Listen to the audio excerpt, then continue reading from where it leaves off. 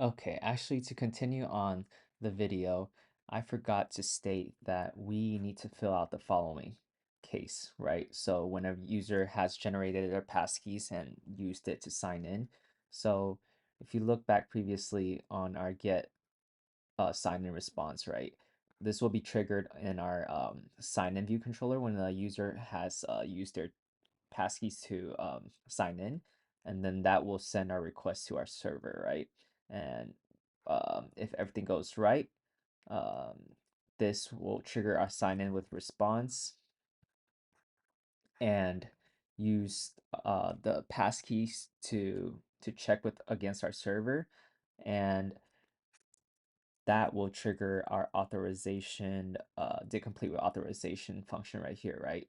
So the server will return back the following. If you look over here, um, let's see, go back to our routes. It'll return the public key credential request options, right? When and when the passkeys is used to sign in, and then once it's signed in and it returns it through here, credential assertion, that's when we will um, check it against our server on the next API endpoint, which is the authentication one right here.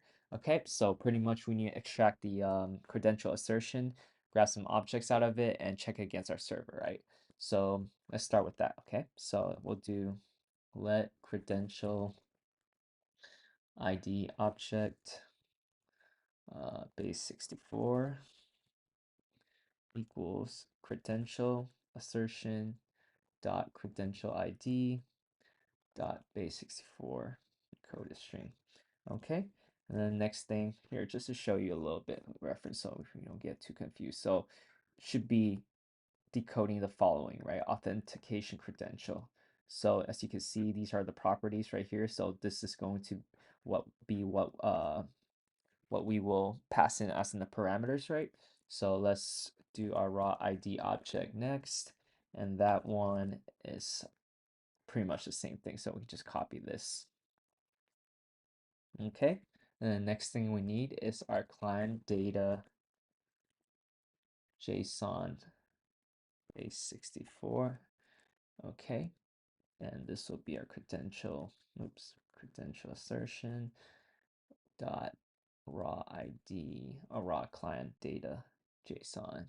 And we also have to base64 encode this. Okay, and then next thing we need is authenticator data. So if you go back here, let's see if we can find that right here.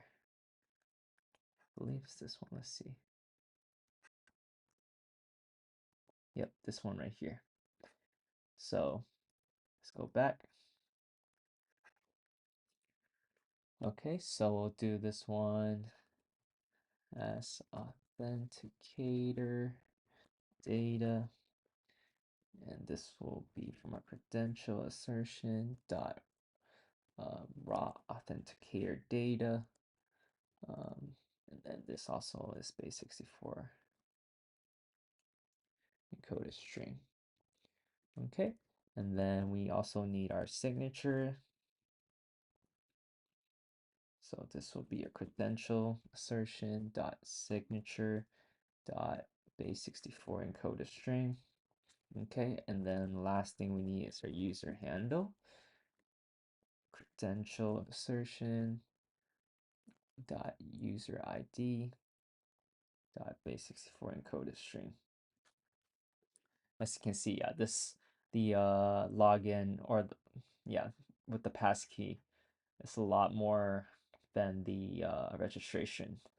So next, let's structure it up. So let's go back just for reference, just to show you. Okay, so we'll structure it up. So we'll need our, let's see, we'll need our ID, raw ID, response type, and response object, the following, right? So just to, speed it up, I'll just go back and show that to you.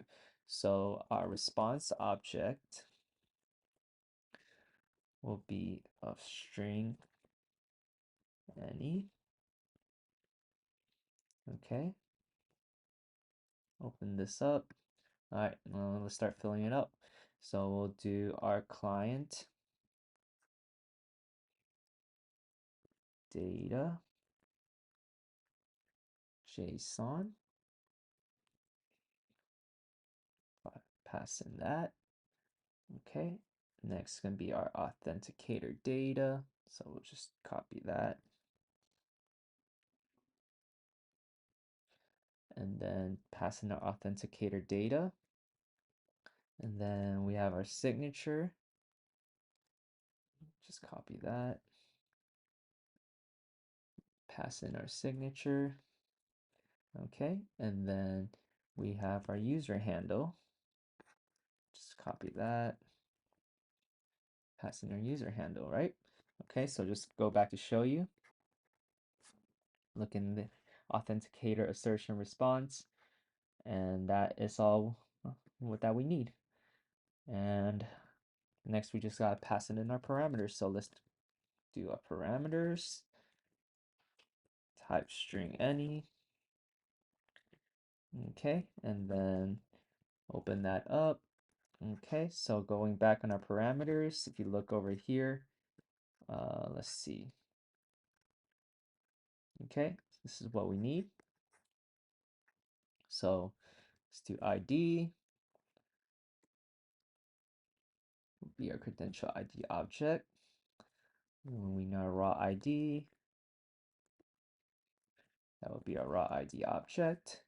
And then we need our response, would be our response object that we just made. And we need our type, which we could just type string of public key, since you see our type right here.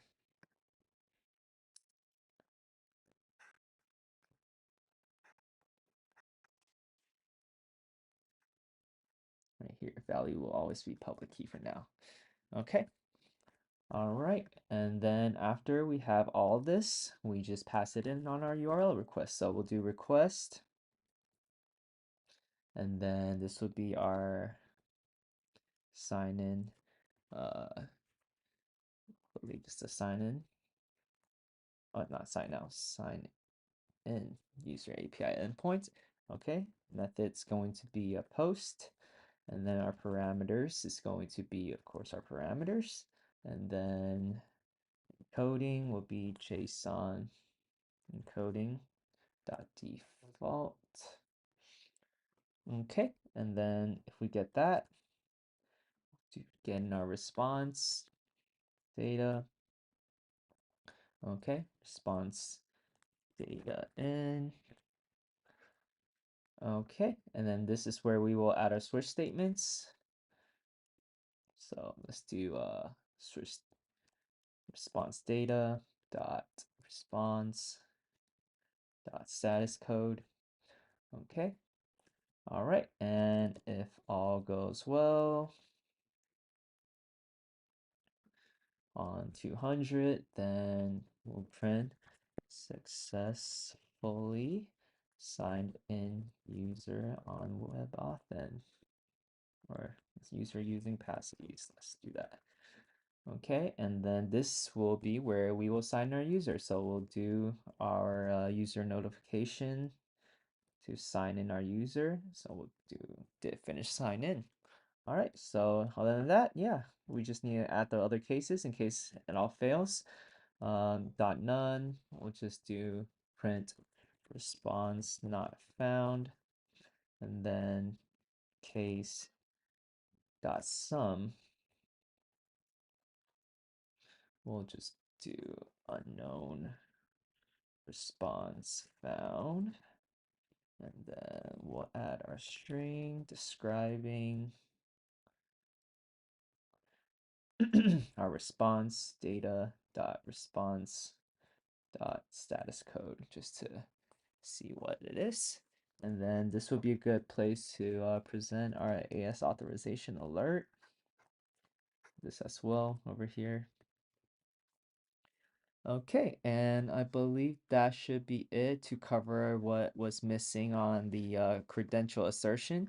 So hopefully, yeah, this should be able to sign in our users and lead them to the main view controller if everything goes right on our iOS side and our server side.